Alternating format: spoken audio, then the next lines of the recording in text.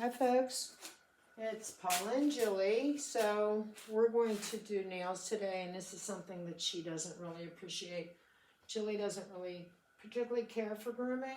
She'll do it, but she doesn't love it like every other dog. So what I start out doing is I turn this on, and as this is on, I'm going to give her chicken. Now, we've been working on this a while. So what you do is you have your dog start out by, yes, looking at it, your item, yes, okay, yes. And I use the yes word. The yes word is a mark. Yes. Every time she looks at it, she gets marked with a yes. What does yes mean? That's correct. Look at the item, and the association is chicken. Okay?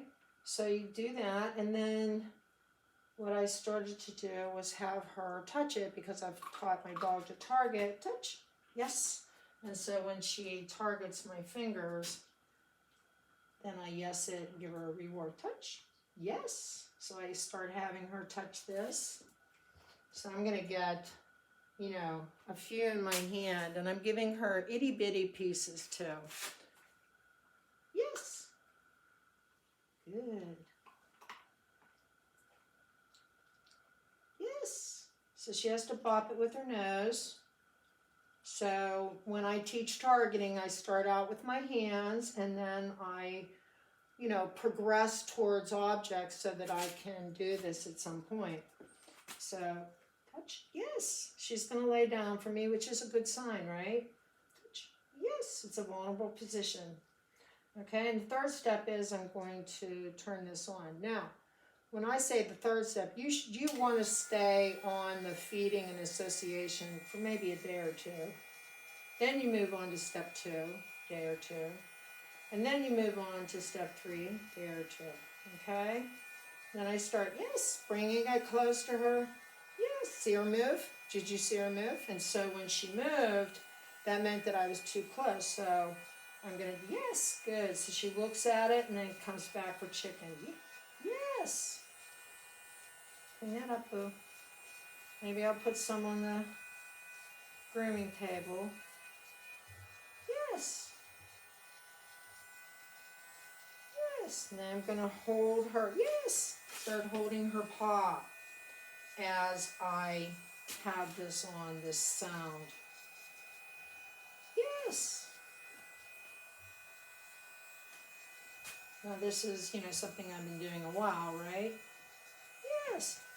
This is how you teach cooperative care. I want the dog to cooperate with me because I don't want to fuss, I don't want to hurt them, I don't want to struggle. Yes. And so take your time to teach your dog that this is not unsafe. Yes. It doesn't hurt if you catch their pad. I mean, I've got my finger a zillion times, It's not that big a deal. Okay? All right, so, yes, good. If your dog struggles or is not ready to move forwards, go back to 1. 1, 2, 3. Remember, I talk about staircases. You always want to start on the foyer floor and then move to your step 1 and then just gradually get up to your goal step, which is 10, but you got to bounce all over those steps. So I'm going to give her one more piece of chicken, which she absolutely loves. And then I'm going to grab her paw. Yes, she jerked on me just slightly. So I just stay there. Yes, don't touch her with it. Do not spook your dog. Try and stay within their choices, because once you go beyond their choice, now it's your choice, and that's force. Your choice is force, their choice is their choice. They're making decisions on their own safety, if that makes sense. Yes. Good girl. Yes. So I'm going to turn this off and take a break. So, good girl. That was a good girl. You did a good job.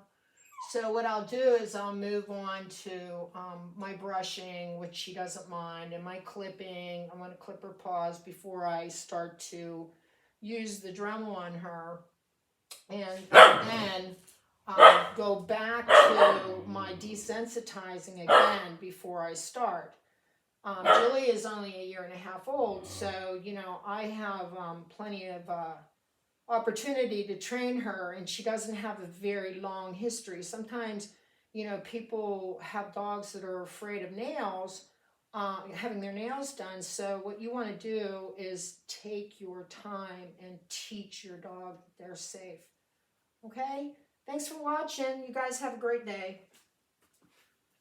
Say goodbye, Julie.